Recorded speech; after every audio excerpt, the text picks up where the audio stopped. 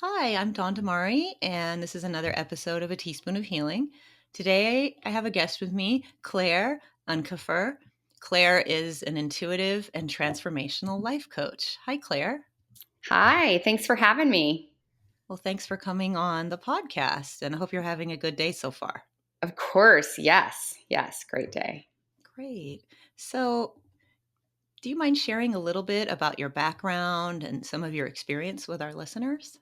Sure. So today I'll tell you how I got here, but I help people uncover the root cause of their issue. And I say that like broadly, but it's always sometimes people aren't even aware. It's just like Mhm. stressed, unhappy, overwhelmed, don't know why, or I don't know why I am the way I am. Some people specifically want to know the root cause of their depression and anxiety, and that's a big part of my mission is to help spread the message that, and it's becoming more popular. I've noticed the more I've been speaking about this, is that depression and anxiety we can consider to start looking at them as symptoms of the problem. And I was even reading a Dr. Faith Harper. She has a PhD in neuroscience, and she calls depression and anxiety adaptive strategies. And she Oh, was okay. even talking about in I think it's Unfuck Your Brain. Excuse the language, That's but that's okay. the name of the book. I like that name. She was talking about how emotions are just emotions until we don't process them, and then they become a Mhm. mood, Okay. right? Interesting. And so there was so much focus in my own journey, my 28-year journey with depression and anxiety, on getting well. And I've always been focused on health and searched for answers in the clinical world. I'm a nurse, so I kind of have one Okay. foot in both worlds. I don't practice as a nurse anymore. I do this full time, but I searched clinical things like medicine and therapy and all kinds of things that they told me to try. And then those were not working. And that's the thing that I'm noticing is medicine and therapy just doesn't work for everybody. It's just not giving them what they're wanting. It's not, it's good, but we want our standards are high. We want to be happy. And that was me. I didn't want to just cope and manage. I wanted to not have it anymore. But I didn't even know that was possible. I just kind of wanted to get a handle on it and feel like I had some control over it. I even tried all the holistic things. But then I stumbled upon root cause work, which is it's a subconscious approach, right? Okay. And that's when I realized I couldn't figure it out before, was because I didn't have access to the information that I needed in order to truly heal. And so I was just running in circles, and those brilliant therapists that were so compassionate in trying to help me, they couldn't because we weren't talking about the right things. And we can consult our own brilliant subconscious minds that know everything about us. Our minds know what we need to know what needs to be healed. And once we start that journey, it's almost like your issues will start bubbling up, and they'll pick me, pick me, pick me. I want to be here. I want to be released. I want out. And That's that's right. when I really started noticing, oh my gosh, like started separating my identity and depression and anxiety. So I was someone who was depressed and had an anxiety disorder, but that's when I started separating who I was um, from depression and anxiety. And they were that was the first step. They were just something I experienced sometimes. But then I started learning that I could heal the beliefs that were causing the thoughts and beliefs that were causing the depressive and anxious symptoms, and that it wouldn't be effort anymore to not feel that way. I just simply would feel different, because I thought different, because I believed different. So I was different. Oh, thank you for that. That's really interesting. And you had mentioned the subconscious, and that's definitely a topic that people have talked about on the show before, and a lot of people are really interested in that. So we'll talk about that in a little bit. I'm curious about that myself. Now, guests often share a little bit about their own stories of healing or transformation Mhm. on this show, and you shared a little bit. Do you want to share any more from your journey out of depression and anxiety? I think this will be really helpful for a lot of people. Um, I think it's really important to know, and I share a lot of funny stuff on my Instagram feed about the healing I'll have to journey. look. And we all say, I think, in the healing space, we say it's healing's not always pretty, but we need to adjust our expectations and know that the healing journey is like a game of chutes and ladders, and you're not doing anything wrong if you slide down some spaces after you've worked so hard to climb up. You're not doing anything wrong. It's part of the process. But you're not going to have to work as hard to get back up to where you were. I always say, like, growth and change and transformation take effort. You Mhm. know, they take effort, and we get tired. Yes, that's so true. We really and do. and it's almost like you hit this healing fatigue, and it's okay. Just, I feel like, if we just know that that's part of the journey, it doesn't mean it's time to give up. And so my journey was like that. It was 5 steps forward, 2 steps back, 6 steps forward, but the progress over time was great. And I stress with my clients so much the importance of self-compassion, because that's part of the depressive and anxious personality. I've noticed is we're so hard on ourselves. Like, we're so Mhm. hard on ourselves. Yes. And instead of just saying, okay, it's a bad day, I'm having a rough time. Why? Right? Why? And that, I'm big on, like, what's really going on. Because there's something that has been poked. And so once we can uncover, and it's usually like, what does it mean? So even myself this morning, I had a little disturbance in the force, and I was like, "Ooh, what's that? What's going on?" And was able to, like, oh, okay. Well, I had a conversation yesterday with my mom, and something in the conversation was like a grain of sand, and Mhm. we'd kind of skated over it, and I thought, okay, what did I make that comment mean about me? I assigned some meaning to it, and I made it mean something about me, like that I hadn't changed, or, something like that. And it really irked me. So once I was able to expose that, and that's the big part of the subconscious journey, is exposure, right?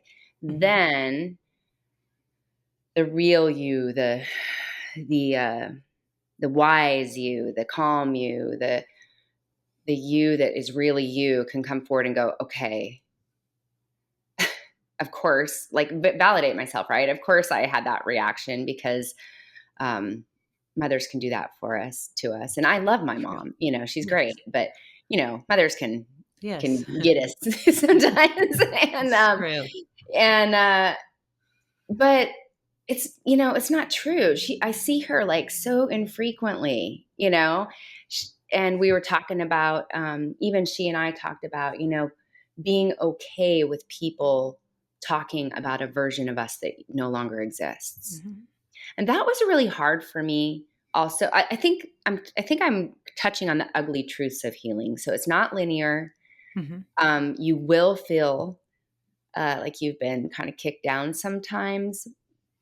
Self-care in those moments is so important. Like I said, maybe you just have growth fatigue. Go take a nap, or get a manicure, or go for a walk, or watch a funny movie, or something. Take a break, and then then you can get back on the horse of whatever you're doing. And then also, another ugly truth of healing is not all relationships will survive the changes. That was a shock for me. Is not all relationships survive the changes.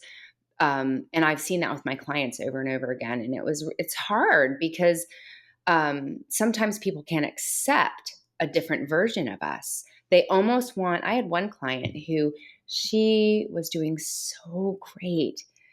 But every time, we're talking about mothers, every time she was around her mom, it's almost like her mom wouldn't let her be not depressed. Mm-hmm. It was really, she was like, it's really strange. Like, and she's like, no, mom, I'm good. Like, I'm good.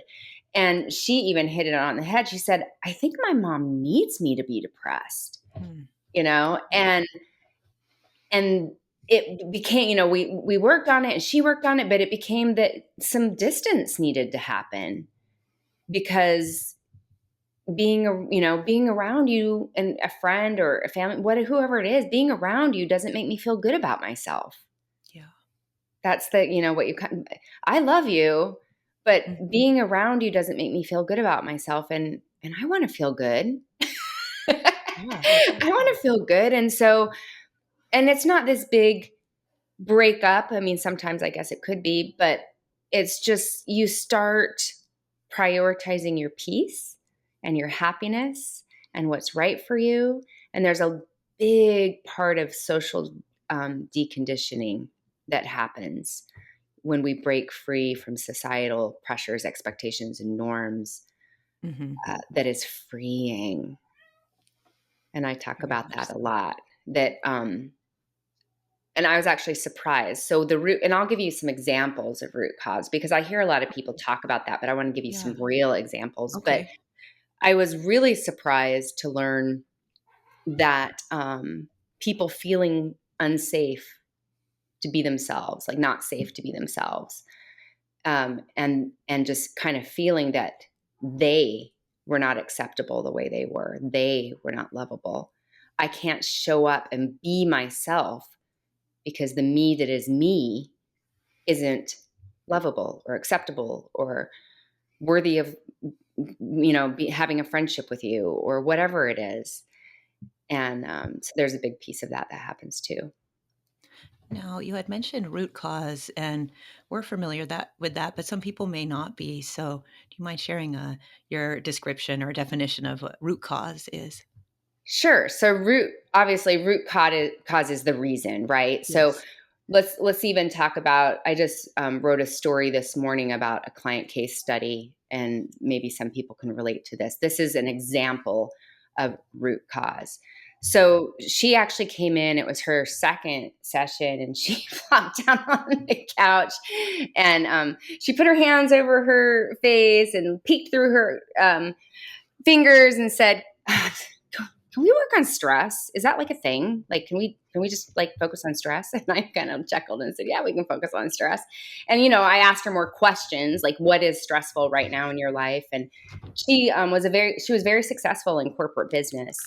But she was having a lot of problems with her boss and Oh gosh. feeling like her work was never good enough, And so it was like she said, I'm under this constant pressure from myself, but also from her, and it just doesn't feel good.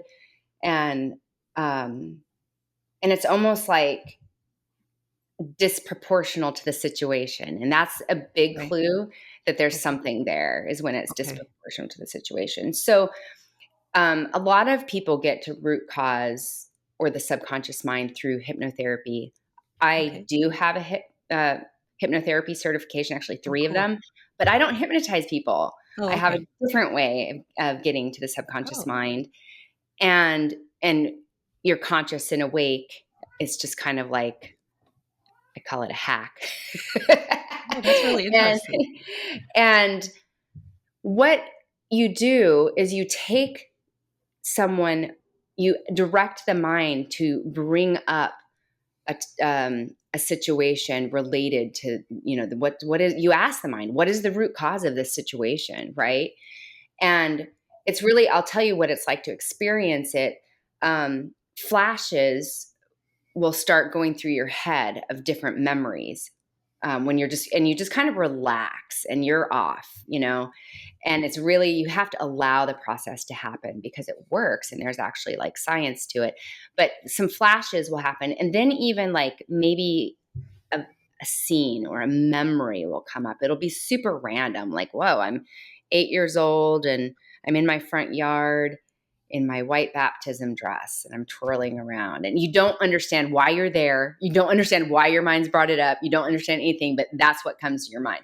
So for her, she went back to a scene when she was 17 years old, and often the root cause is much younger. But Okay. when I'm working with type A people, oftentimes I've noticed, won't jump back to younger years right away. We kind of have to inch our way there. And that's Right. exactly what she did. Okay. Um, and so she went to a scene when she was 17 years old, and she was showing her dad her report card.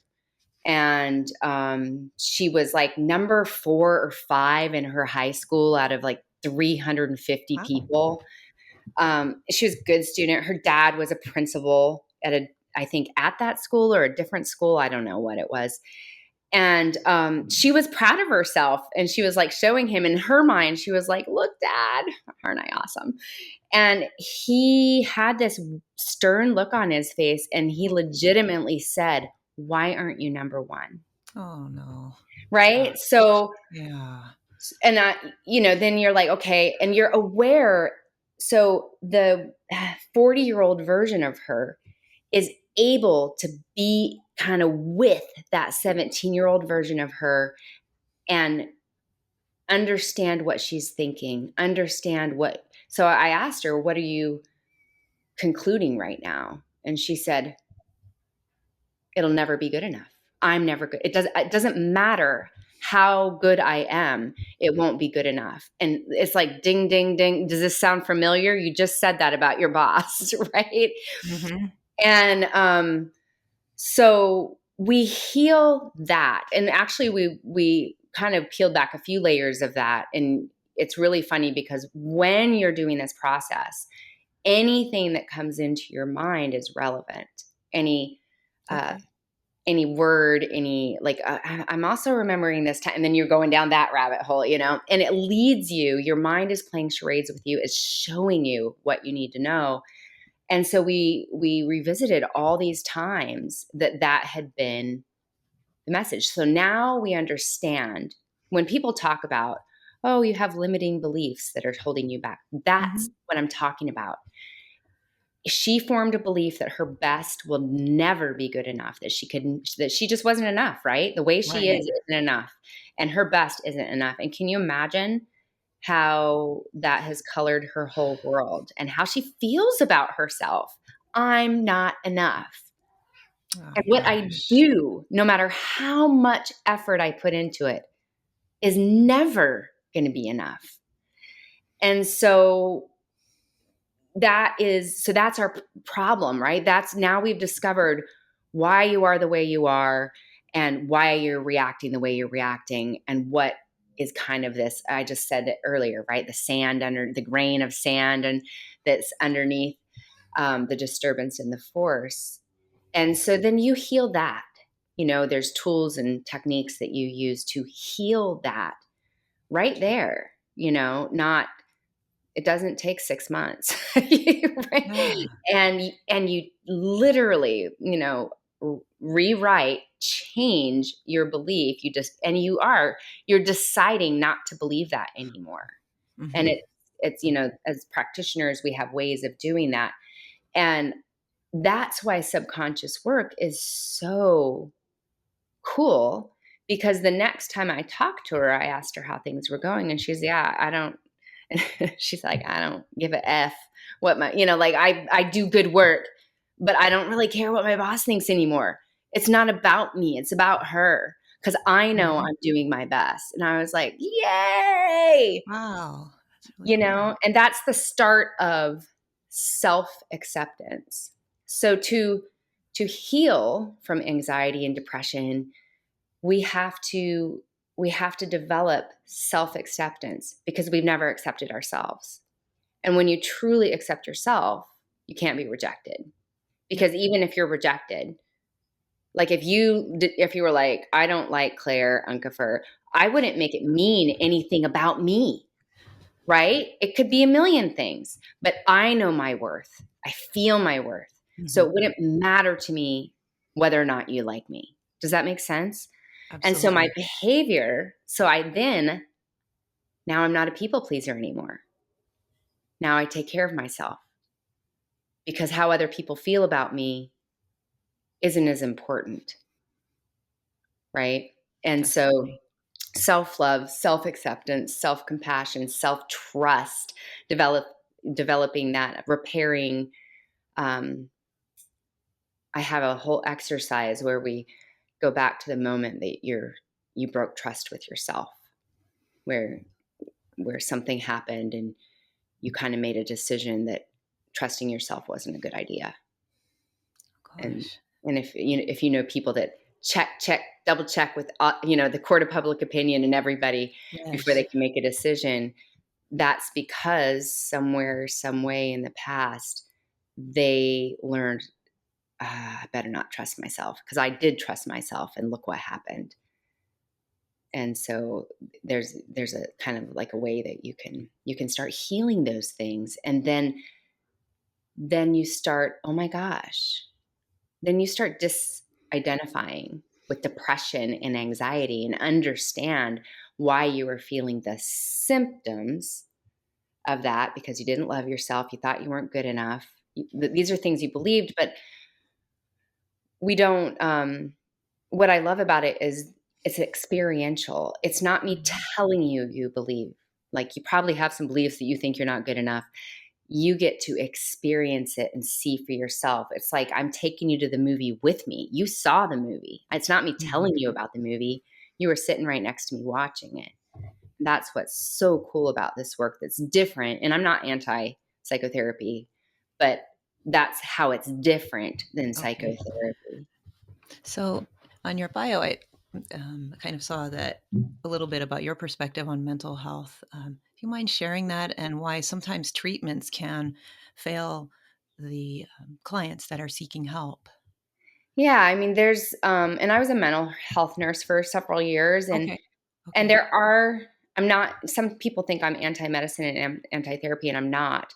There are absolutely instances where therapy and medication are appropriate. I'm talking about the people that are doing those things. So many people yet are still experiencing the symptoms, Hmm. and they start to believe something's inherently wrong with them. My brain's just messed up. I'm just Okay. crazy. Whatever it is, something's wrong with them. And I started to realize, outside of like extreme mental health disorders, just the run of the mill, you know, things like, what if nothing's actually wrong with us? And the medical model now, you go to the doctor, you get a diagnosis, you give it some medicine, you get referred to a therapist, and now you've got this disease basically, or diagnosis, that you have to manage. And by the way, there's really no cure, but you can, like, cope and manage, and Hmm. get, but it's always there. And but there's nothing wrong with us, right? Right. We're there's undigested feelings, beliefs, thoughts that need to be exposed and released.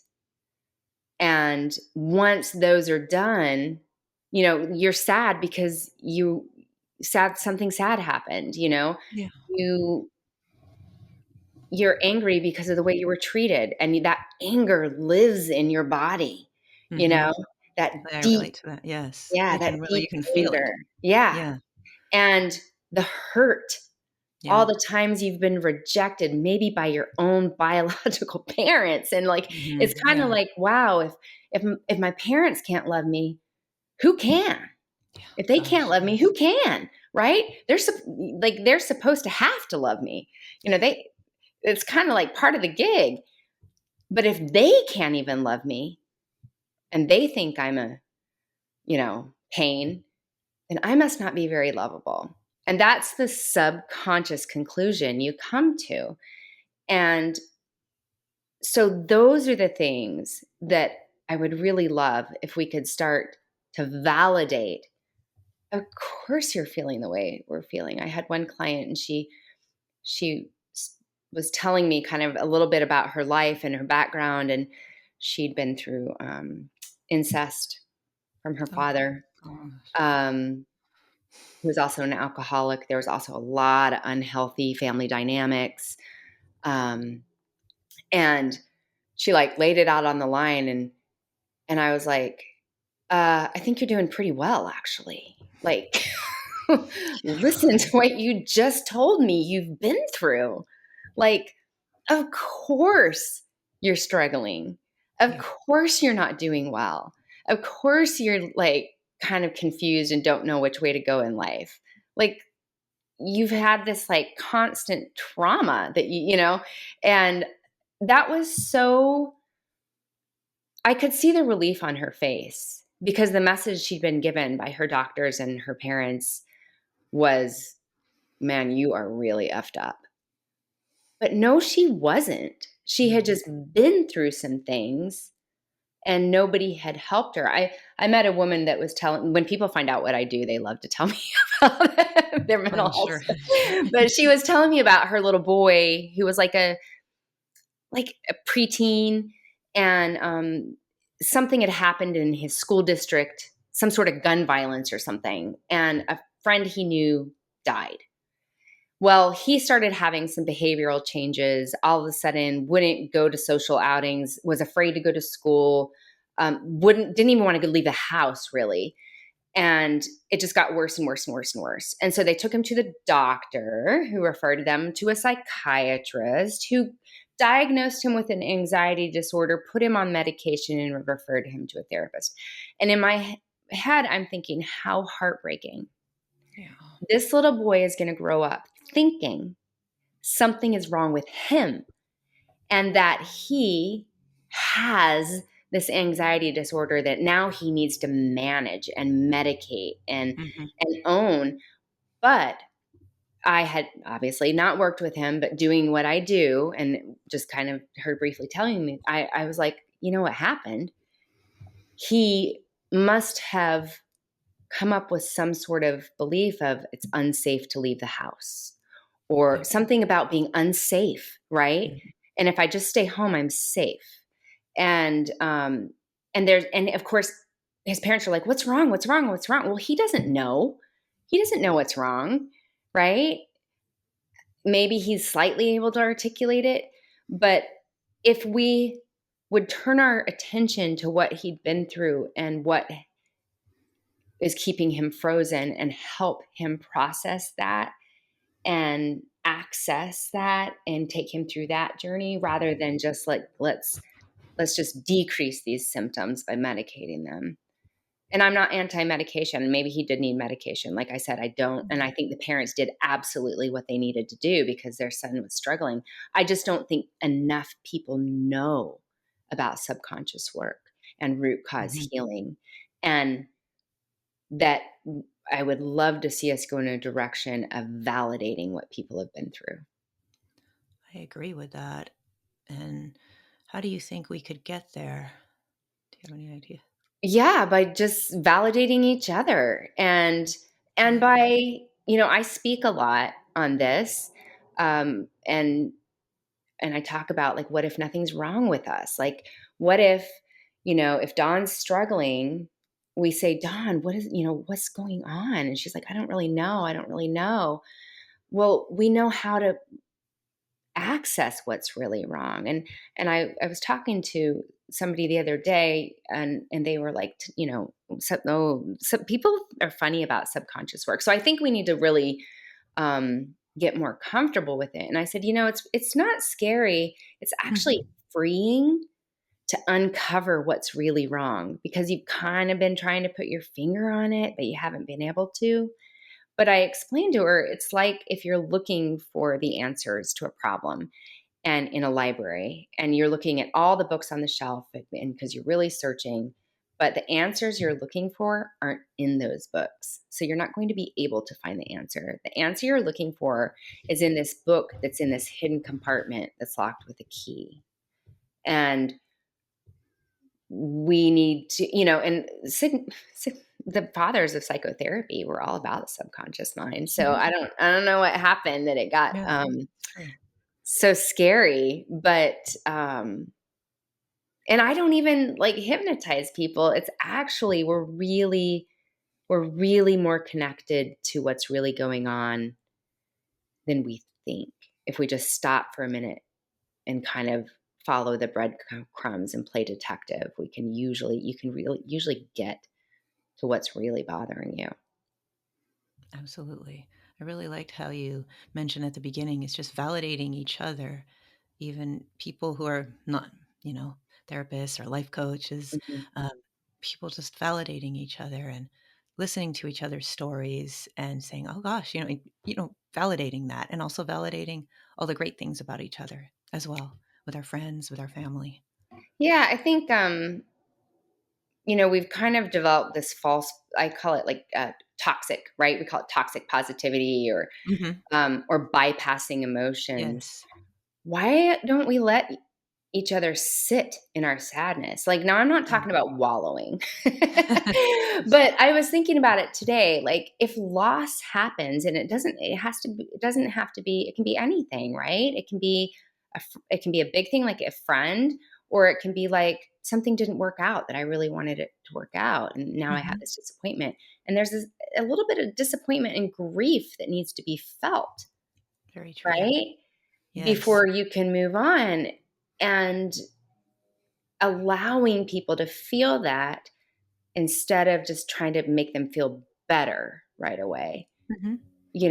and then just kind of, I think it's so powerful because I've been there. I've been so low that when Yes. someone tells me something like, I don't want to commit suicide, but I don't want to live with this pain anymore. I go, yeah. And I feel that weight and that sadness, and then we sometimes the truth and the feelings just have to hit air. But there's a lot of bypassing, and look at social media. I mean, Mhm.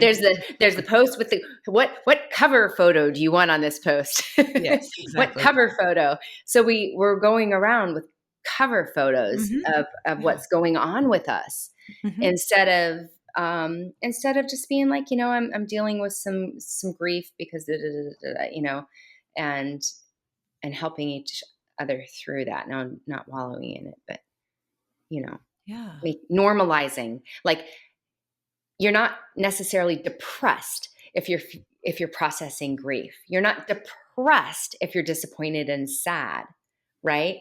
Right. You can allow yourself to be sad and feel sadness over something that's sad without calling it depression.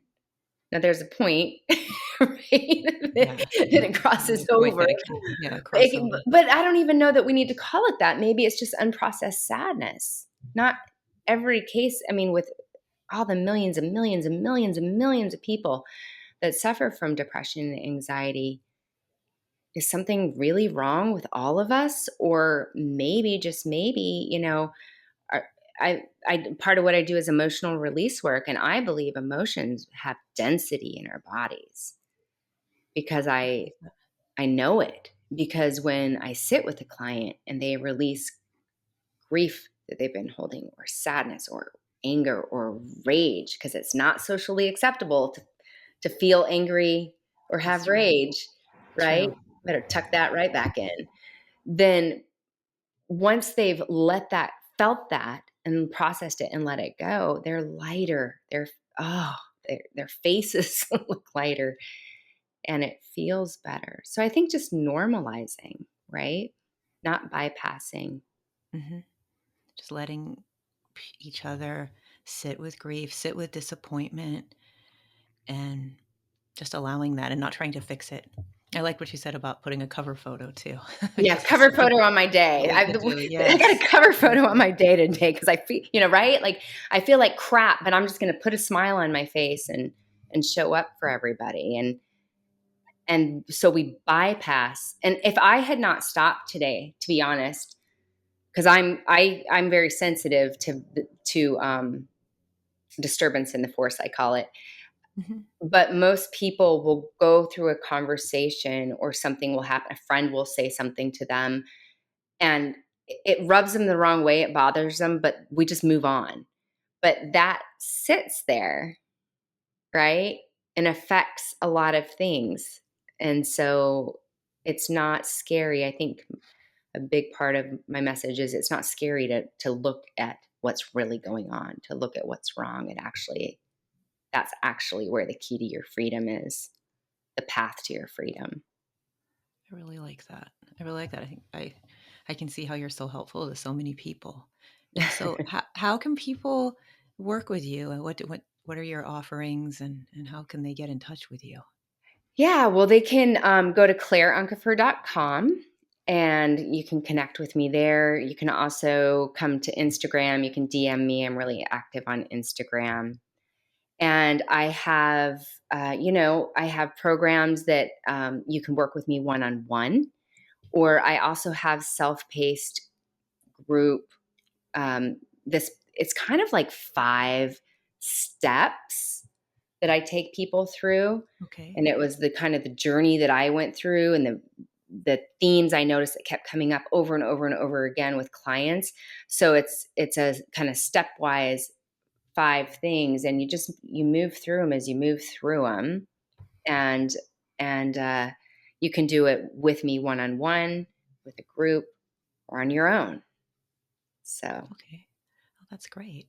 So Claire Uncapher, Uncapher.com, and I will put I'll put that in the show notes, and so people can link to it, and I'll put it on my social media, and or you can go to your Instagram, which is yeah, great. A lot of people will use that, and it's a great tool to get good information out, like what you're doing. So yeah. thank Thanks, you for Don. that. Really Thank appreciate you. it. Now, before we sign off, I know we're running out of time. Is there something that you'd like to share with the people listening or watching this? Um, what comes to my mind is just be kind to yourself, validate yourself, right?